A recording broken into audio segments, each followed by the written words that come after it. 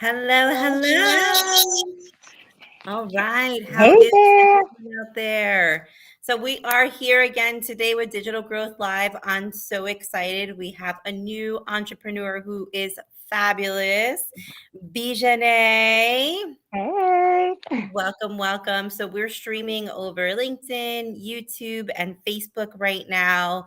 So I'm excited for everyone to hear about Bejanae's story.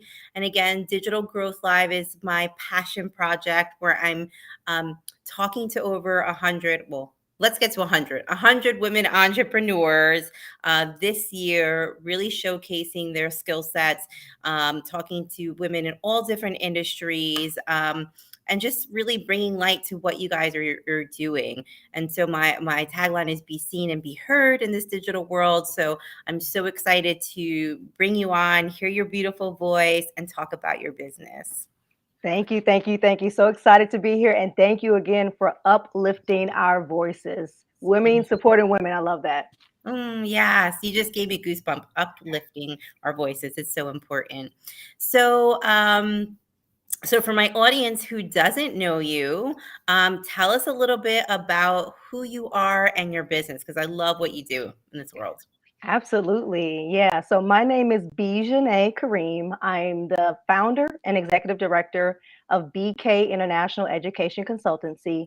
And simply our focus, our mission is to amplify education equity.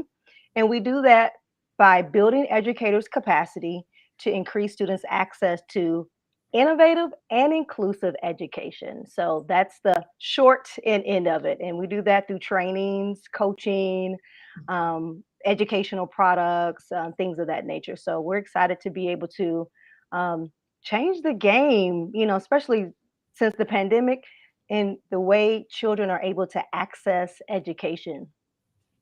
Thank you. So innovative and inclusive education.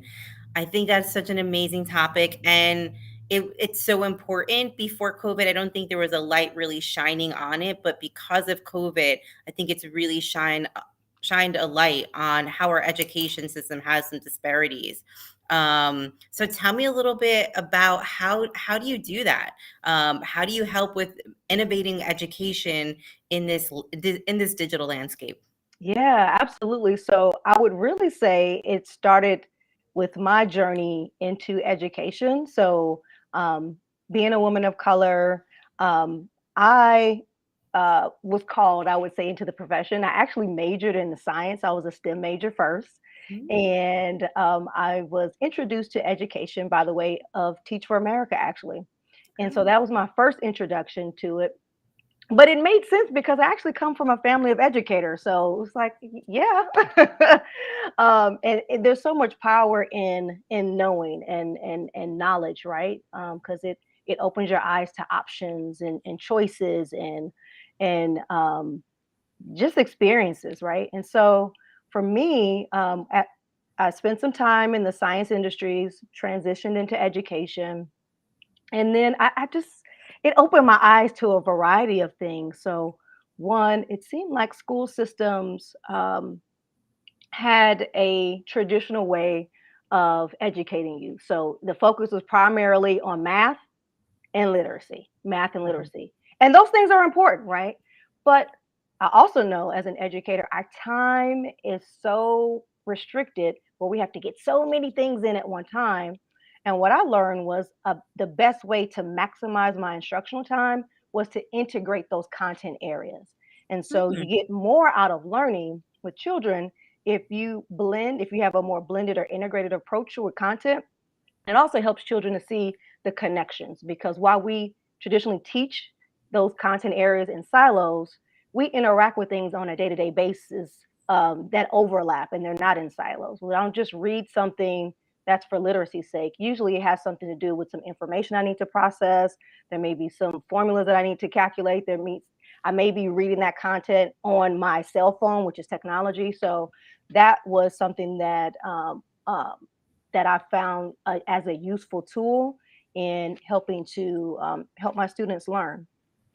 And what grade do you teach, or are you still teaching, or you used to teach? So now I teach teachers. Now I teach teachers Okay. and I teach school administrators. Yes. So, but when I was in the classroom, when I was a classroom practitioner, I taught anywhere from pre-K through 12. Mhm. I mostly specialize at the elementary level, which is great because that is really setting the foundation, for children's matriculation through school and their experience of what school is. And I love how your business is helping children of color. I feel like, and this is my thought, right? I feel like STEM is not really it's not really we don't have access, or there's not these like role models in STEM at least when I was growing up, that I could look up and like identify. I was like, oh, that seems interesting, science or technology. And it just so happened I ended up in the technology industry. And now I'm really passionate because I see how many opportunities and how amazing the information that's in this industry. Hmm. But I also would love to see more children of color, people of color, women of color come Hmm. into this industry, and it seems intimidating. So Hmm. I love how you're doing the work now at younger ages. So That's right. there's no like intimidation when you're a little bit older. Because when I get into a room, I'm usually one of the only people with this kind of hair. Oh, I hear you, girl. I hear you. I hear you. I hear you. Yeah, absolutely. Representation matters, right? And the other thing that I've learned, and I'm sure you're learning now, as well, is that there are stories out there. So that's why I applaud you for uplifting our voices because we're out there, but our light hasn't been shown on our stories, and it's not out Mhm. there in the masses. And so when kids can see people who identify as such as them, oh, I can do that too. Oh, that piece of cake, right? That that is a lane for me or a path for me that I can potentially explore. That's powerful. That's powerful. That's Yeah. your life's work in finding your purpose, and that's part of what school should do, right? Help Yes. children to find their purpose in their life's work. Yeah. And I have a lot of friends and family who are educators. So I applaud you all. But I also hear like the struggle between educating our kids and then the school system. And I Yeah. just see the real strife. And now the added complexity of COVID, right? And everything intertwined. So I just see the stress that our teachers have, our educators Hmm. have, really providing this education. But I'm wondering from like a parent standpoint, right? Because we have a lot of parents who would probably be watching this. Like, how do they make education in STEM more accessible and, I want to say, more interesting, but more accessible and interesting to their kids? Yeah, absolutely. So there's a couple things that come to mind. I think of the 5 C's in terms of making learning relevant. So one is the ultimate goal, what you want to see come out of whatever it is that you're putting before any type of learner, whether they're a child or an adult, is that it should foster some level of critical thinking, right? Hmm. We're past just remote and memorizing facts. That is not as much of a useful skill in your adult life because we come across critical problems every day, working on teams, working on projects, and we need those critical thinking skills. So whatever you're putting in front of a child or adult or whoever should invoke critical thinking. Another C is allowing for collaboration in that learning event, that learning activity. So being able to talk and learn from other people, that's how we learn first. We learn first from our parents at home before we even get to school. That's why they say, parents are children's first teachers. So critical thinking is important. Being able to collaborate is important as well. I would say communication. So being able to Hmm. express, whether it's in writing or verbally, those are all methods and mechanisms of communications that are important as adults, right? Yeah. Listening is also a part of that communication skill, but we don't we don't focus on that a lot. But communication is also key. The other C would be creativity.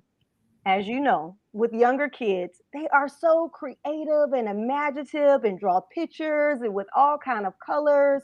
And then as they continue to go through school, they learn school and they lose some of that creativity in them. We want to continue to give them things that spark their curiosity and their creativity, because those are the ones, like you said, in technology or in engineering or in science, that invent things that are beneficial to all of society, right? Who think Mhm. outside of the box. And then the last C would be, it should be culturally relevant. And a lot of times when people hear culturally relevant, you automatically go to skin color. Culturally relevant is far beyond just skin color and complexion. Culture could be, millennials versus Z Gen versus, digital natives, right?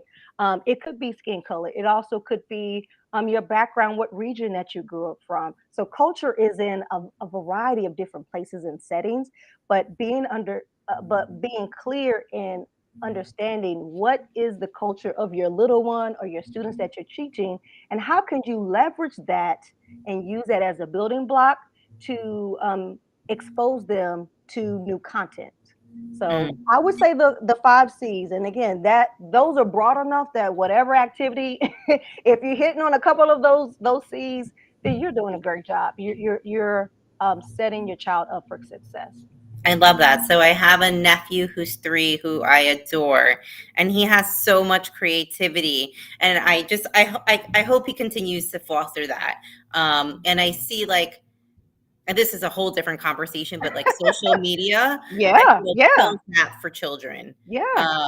Our digital worlds, I feel like kills that for children. But again, a whole nother Yeah, conversation. yeah, But yeah. like I hope to, I thank you for those tips, because I definitely, as he continues to grow, making sure that he's exposed to those areas. So Mhm. tell me a little bit more about your business, how long you've been doing it, and yeah, how we can support you. Yeah, absolutely. So BK International Education Consultancy was launched in 2012 already. Time has flown and it's Mm. 2022. Right. Was launched. Congratulations, Thank 10 you. years. I just thought Well, about that. Anniversary time. Yay. yeah, that's amazing. So we launched it in 2022, and really my focus was, from being in the classroom with kids, I really felt like there was a need to continue and to better support educators in Mm, their role, because I want, and parents as well, because when in the school system, I realized like to really help support children. Children need this cradle or this trifecta, so to speak. You need parents on board, you need educators on board, you also need the business industry all mm, connected and on board, and that to me creates this holistic approach and support for children. And so, what I wanted to do with BK International Education Consultancy is help the adults in children's lives to just what you said. How can they foster, those 5 C's or STEM mindsets at home, regardless if you have high tech things at home or low tech things. That's irrespective of that. If you have gadgets or not, but how can you create those or foster and enhance and strengthen those mindsets that children have, so that as they matriculate through school and get out in the world, they're finding what they're passionate about and how they can best contribute back to, society as a whole. So we provide tons of professional learning for educators. And when I say educators, I am inclusive of everybody. So your traditional classroom teachers, teacher assistants, paraprofessionals, pre-K teachers, daycare providers, parents as well, all youth organizations. They all have some type of student programming, and I consider them to be educators as well. So we train educators as well as leaders. Our organization is also, I'm excited to say, accredited to offer continuing education units or CEUs through the International Association of Continuing Education and Training. So that means we've gone through this rigorous standard. And we have top of the line instructional practices and workshops and trainings that upon completion of those trainings, you can get CEUs. And it's great for teachers, for educators, because they're universal and you can use them to recertify your credentials. So it's definitely, I would say, a win-win. And so we have tons of programs. So continuing education training in what? STEM. We have a STEAM and STEM boot camp for school leaders. So for Mhm. school leaders who want to transition and really accelerate learning and integrate those content areas, but don't know where to start, right? And that takes a true culture shift in their school. We have a boot camp for them. We partner with several nonprofits and have this for-profit nonprofit relationship to where we have an early family literacy program, and we Mm, get families engaged in reading culturally relevant texts early so they can build strong learners love before it. they start kindergarten. Um, and not only do they read, right, and develop these reading rituals, and we model, what are some reading strategies that teachers would use in school that parents can use at home, but we also enhance that learning with STEM builds and STEM activities right from the story. So we're not just reading, which reading is great, and kids love, even adults love people to read to them. But we enhance it with that creativity and with the building and that iterative process of trying something out. Oh, it didn't work. Let me try it again. Let me try it this way, right? Um, so we do that program with one of our nonprofit partners, Metamorphosis Powerhouse Company, which we formed a really strong partnership since the pandemic and has been amazing in the communities that we've been able to touch and reach with that particular program. Another program that we have is called Project Smart. We love to do what we call intergenerational programs. So Mm, if BK International does a program um, with children, usually there's an adult nearby.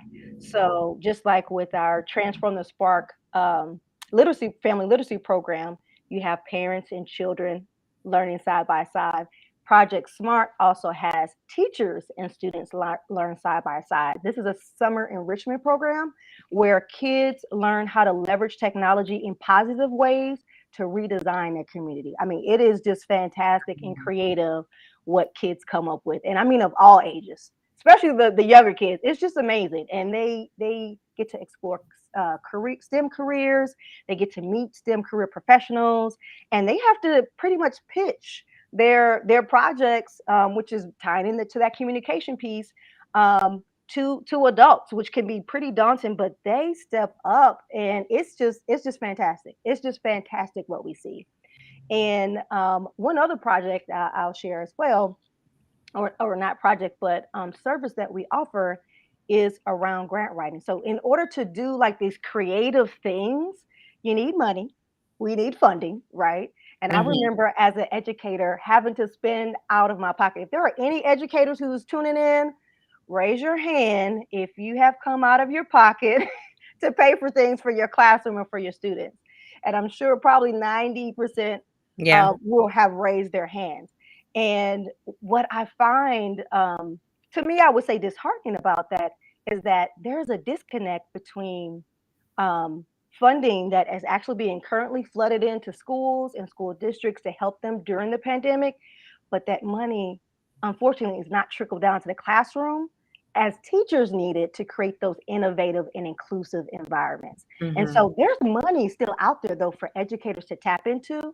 And so that's one of the trainings that we offer for educators as well, daycare providers, traditional classroom teachers, so they can get what they need to help support their teachers, their students, so they can see positive outcomes for kids. So just a couple of things that we do Love at it. BK International.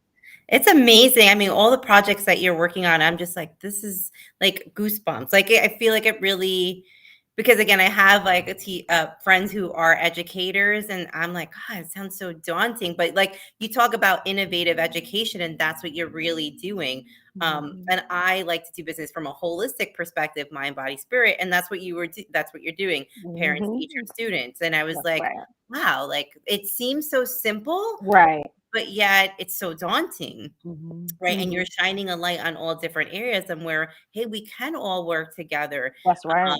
to move our students or our students forward. They're our future, That's right? exactly right. That's exactly So right. that's amazing. I'm curious with all these amazing projects, like what's like your dream, I don't know, I mean, your dream goal or like what's like the end vision that you really want to get to? Because I always love to support women in business. So if there's some Yeah. way that I could help, I'm always like, okay, where do they really want to go? What kind of resources do they need? Yeah, absolutely. So there's a couple of initiatives that we actually have and I'm moving forward towards. So one, as I mentioned about teachers, like I would really like to see the practice or the culture of teachers spending out of pocket completely like eradicated. There's no reason for it. There's funding out there. There are foundations who are willing to help support. Um, and we have an initiative now actually called Buy Books, Change Lives, where we are donating. Um, we self-published a book called 12 Quick Steps to Writing Winning Classroom Grants. And Mhm. it's a quick read, but it helps educators connect what they do in their lesson plans to how it applies to a grant application. How can you write a grant application just by using your lesson plan? And all teachers have written a lesson plan. So this reduces their learning curve in learning the language or the science behind grant writing. And so with Buy Books Change Lives, we are tapping into corporations, foundations, individuals who want to sponsor a teacher and having access to this grant writing Mm. starter guide. So that's one thing that we envision and we want to eradicate is teachers having to spend out of pocket for things for their children, but still getting the support that they need to enhance the learning environment. So that's one. I That's love it. one. So LinkedIn world, because I know we have Yes, so many corporations and so many different industries. that's Please right. out, sponsor a teacher. Our teachers have done so much. Our educators have done so much in That's the last right. years, and they're doing it with their own money. That's And I right. see it all the time.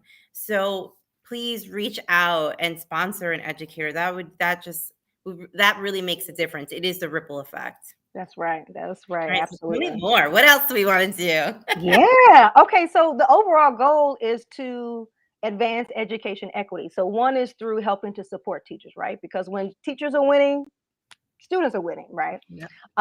Another way is to see children thrive regardless of their zip code, right? Regardless if you're in poverty, you have a certain complexion, whatever, what school you go to, you should have access, all children should have access to a quality education. And that means that's culturally relevant, that invokes critical thinking, collaboration, creativity, communication, all those C's that I had mentioned earlier. Mm. So that is also an important thing. So we definitely want to see the landscape of curriculum and education change because, as you mentioned, there were cracks in the foundation in some places gaps in the education system, and that was before the pandemic. Yeah. What the pandemic has really shown a spotlight on, oh yeah, that there's a problem that, oh my goodness, there that we can't turn a blind eye to.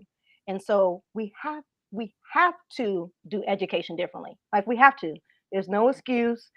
We have to do right by kids, and we have to do education differently if we want to see different results. Yeah. I love it. Love, love, love it. Awesome.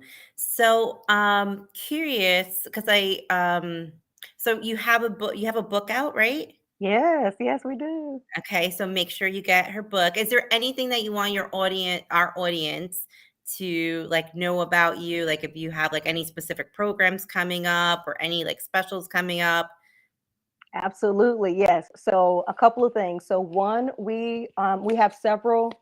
Actually, we have several educators who are no longer in school systems, but they want to keep their teaching certificate active. And so, because we offer continuing education units, we've been busy building out an online library of self-paced courses that educators can take. and earn those CEUs in the comfort of their place. They can be in their PJs, wherever, long as you have internet access and a computer, they can tap into that. So I would love for you all to check out our website at www.bkconsultancy.org, and stay tuned for the rollout and the launch of those self-paced courses. And even if you're not an educator, maybe you are a parent and you're a homeschool teacher, right? And you want to enhance your instructional practices. We have courses for you as well. We also quarterly we host an instructor led by me a grant writing class. So we call it grant writing for educators. We have different names for it, but essentially for those who have the book or would like to speak to someone, which would be me, in person, just to really unpack what the book is saying, to ask some real time questions. We also offer that Grant Writing for Educators boot camp. So that's being released very soon as well. And Awesome. also, if people follow us on Instagram at BK underscore consultancy, so that's at BK underscore CONSULTANCY. We post when these things will be coming out. So when these promos are coming out, when the class is coming out, when we have collaborations with others. For example, myself and another organization called Create and Educate. We host either Instagram Live, sometimes on Clubhouse, sometimes it's on YouTube or Facebook Live, and we talk specifically with authors and educators who want to build their classroom libraries. And so, Mhm. how can you do that? You can do that through grant funding for authors too. Authors, I know a lot of, and before I didn't know this, but there are tons of author groups, um, people of color who have created quality children's books out there that I didn't know about when I was a classroom teacher, and I wish I did. And so, talking about culturally relevant and representation, and so we're helping authors to leverage grants as well, so that they can increase their reach and their readership, and maybe make connections with schools and partners with schools and be able to distribute their books that way. So that's another partnership that's going on. And again, if you follow us on Instagram, you'll have more information about when that is happening. And so yeah, so those same programs. So we have the grant writing, we have the Project Smart is summer based, so that's coming up as well. The STEAM boot camp, reach out to us so we can create something customized specifically for your school. The book, so you can get this on our website. You can actually get it on Amazon right now. We have it on sale. You can get the hardback or the paperback. You will never guess how much it is, Emily. How much? Tell me, tell me, tell me, tell me. You can get it under $20. Under 20 bucks. That's a win, especially when I know as an educator, I would spend over $300. So if I can learn how to grant write and it only costs me $20 to do so, like that's a easy return on All on I thought was like, investment. what a great return on an investment, because you get the Yeah, book for under $20, you get a grant for over 100, 500, a that's 1,000. right. That's It's right. sold, Yeah. right? Teachers are getting grants, anywhere, like you said, a couple hundred up to thousands of dollars, and they can spend it on anything. So it could be to make your classroom more inviting, for fidget spinners for students, for SEL tools, for books. It could be for helping kids maybe build their own home libraries. A variety of things. It could be for backpacks. It could be for professional development for the teachers themselves. So there's tons of things that grants can be used for. Manipulatives in the classroom. It goes on. Devices, software programs, whatever you've been spending, an educator has been spending their money on. they can write a grant and have it paid where it doesn't have to come out their pocket. So. I love that. I mean, now that I thought about it, I thought some other nonprofit organizations that I've worked with in the past, that they work with minority students. So I could just think of a couple different people that I'm after this. I'm like, okay, you got to go get this book. You got to go get this book. You got to get this book. And Yeah. everyone tells me it's super easy to read. I know teachers don't have a lot of time, so it's maybe 50 pages. It has examples in there of winning grants that I wrote when I was in a classroom teacher. So they have an example of how to word it and how to phrase it. So an exemplar, so to speak.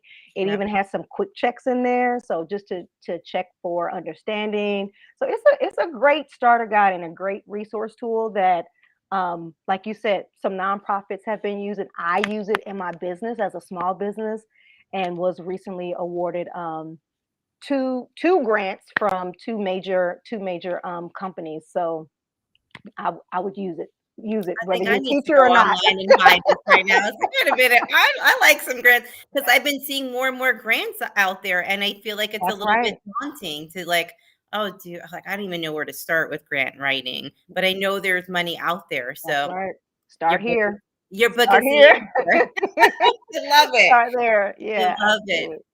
Awesome. So it's been so great chatting with you about your business. I always like to kind of transition after we talk about your business and all the work that you're doing into, like I said, mind, body, soul. So Yes, yes, one yes, of the yes. things is like you are rocking like all these programs and all these initiatives. How do you take care of yourself and how do you ride the roller coaster of entrepreneurship? Because 10 years in, I know you've had stories. I know you have war Oh stories. yes. Oh yes. OJT, especially being what I call the CEO, the Chief Everything Officer. Yes, you definitely have to ride the wave and take care of yourself because if you're not well, then your business won't be well. So some things I guess in which I do, I'm a big proponent of I'm a sleep advocate.